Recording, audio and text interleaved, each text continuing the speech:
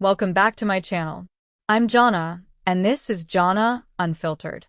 We're continuing the series on MBTI types as narcissistic parents, and today's type is one that I think many people have lived with without ever having a name for what was happening. We're looking at ISTJ, also known as the logistician type. Before I get into it, the usual disclaimer: I'm not a psychologist or a therapist. Nothing here is a clinical diagnosis. This is my learning diary, and everything I share is based on research and observed patterns. Most ISTJs are not narcissists. Most are genuinely responsible, reliable, and dedicated parents who provide real stability for their families. But when narcissistic patterns overlay the ISTJ style, what you get is a very specific kind of harm that's particularly hard to identify, because from the outside it looks exactly like good parenting. Structure, discipline, hard work, high standards, responsibility. Everything society tells us a devoted parent should be. And underneath all of that, a child who feels fundamentally unseen. Let me start with what ISTJ actually means. ISTJ stands for introverted, sensing, thinking, and judging. People of this type are often described as the backbone of any organization or family. They're practical, detail-oriented, responsible, and deeply committed to doing things the right way. They don't usually seek attention or admiration. They just do what needs to be done, reliably, consistently, and with a high standard of quality. A healthy ISTJ parent provides genuine security. They're the parent who shows up, who follows through, who makes sure the practical needs of the family are taken care of without drama or inconsistency.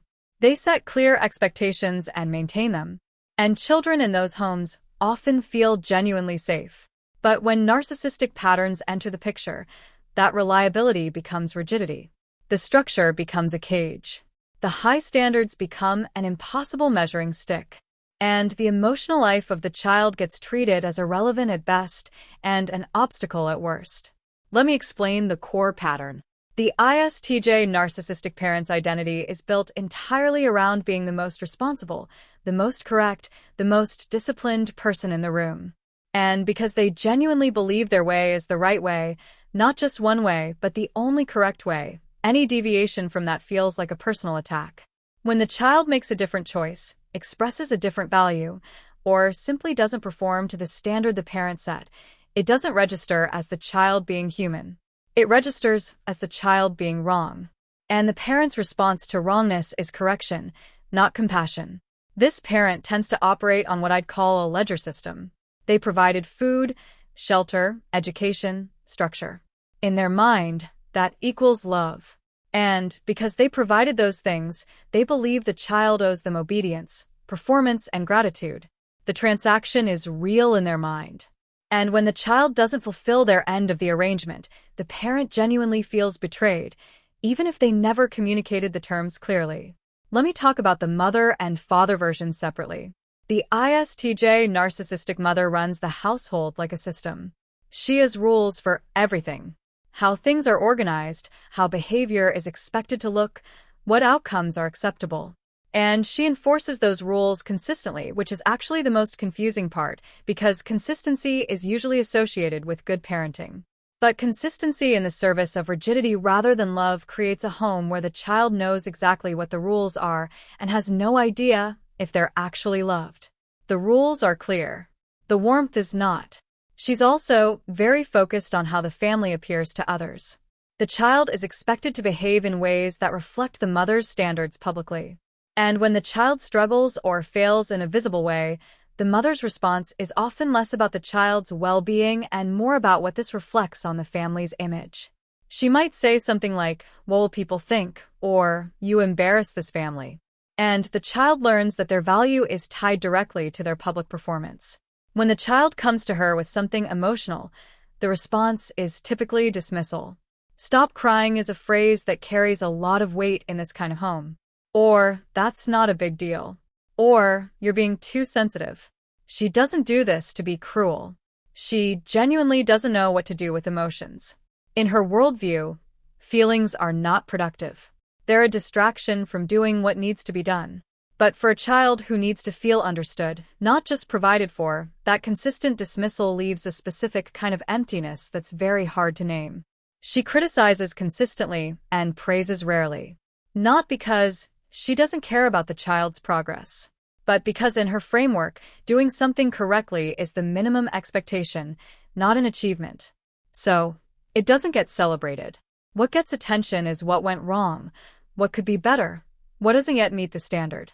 The ISTJ narcissistic father is often the authority figure in the more traditional sense. He expects respect. He expects compliance. And he communicates those expectations with a certainty that leaves very little room for discussion. He might describe himself as strict but fair. And there's often a genuine belief behind that.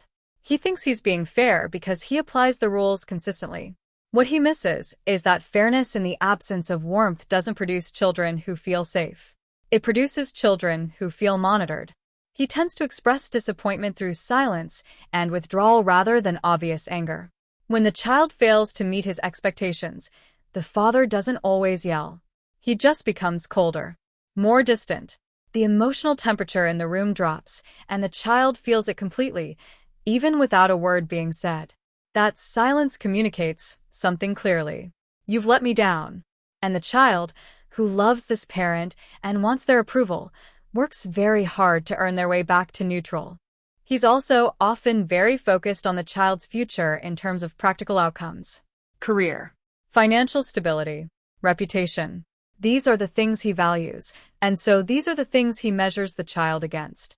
A child who pursues something creative, or who struggles academically, or who simply has a different vision of what a good life looks like, doesn't fit the blueprint. And the father's response to that is not curiosity about what the child actually wants. It's pressure to get back in line. Let me look at how financial situation changes this dynamic. A wealthy ISTJ narcissistic parent provides genuine material advantages. Good schools, stability, opportunities. And those things are real. But they come with an invisible expectation of compliance. The resources are provided in exchange for the child living the life the parent decided on. When the child makes a choice the parent didn't approve, the resources can become leverage. The message shifts to, I gave you all of this, and this is what you do with it. A financially struggling ISTJ narcissistic parent uses sacrifice as the primary tool of pressure. Every hardship they endured, everything they went without, becomes part of the story the child is supposed to carry. The child grows up feeling that their existence costs something, that they owe a debt they can never fully repay. And that debt shapes their choices and their sense of entitlement to their own happiness in ways that follow them for decades. When substance dependence is involved with this type, the contrast is especially jarring. An ISTJ who is normally rigid and consistent becomes unreliable. The rules that were enforced with absolute certainty suddenly shift or disappear. The precision that characterized their parenting becomes unpredictable. And the child who organized their entire behavior around meeting the parent's standards now doesn't know what the standards even are. The vigilance they developed trying to meet rigid expectations now has nowhere safe to land. Let me talk about what children of this type tend to carry into adulthood. They're often very capable and responsible. They learned early that meeting standards was the path to safety, and they got very good at it. They tend to be reliable, detail-oriented, and good at following through on commitments. Those are real strengths that came from a genuinely demanding environment. But they also often carry a very specific and persistent fear of failure.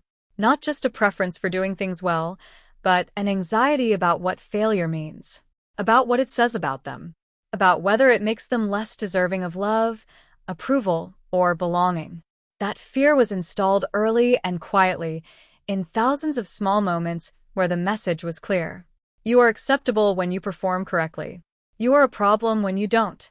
They frequently struggle with emotional expression, not because they don't have feelings, but because they learned that feelings were not welcome, that emotions were weakness or disorder, and the habit of suppressing emotional experience to maintain functionality becomes automatic.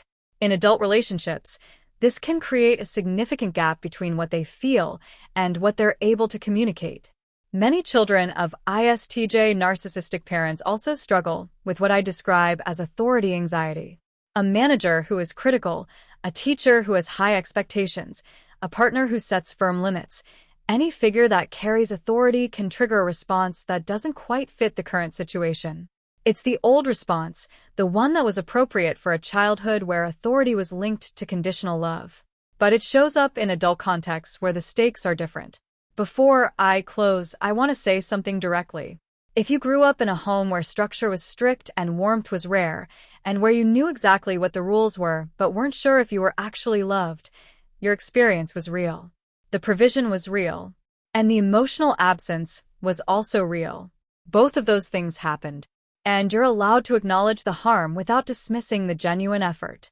You're also allowed to set limits on a relationship that still operates on those old terms, even now. That's not ingratitude. That's recognizing what you actually need. Before I go, I'd love to hear from you.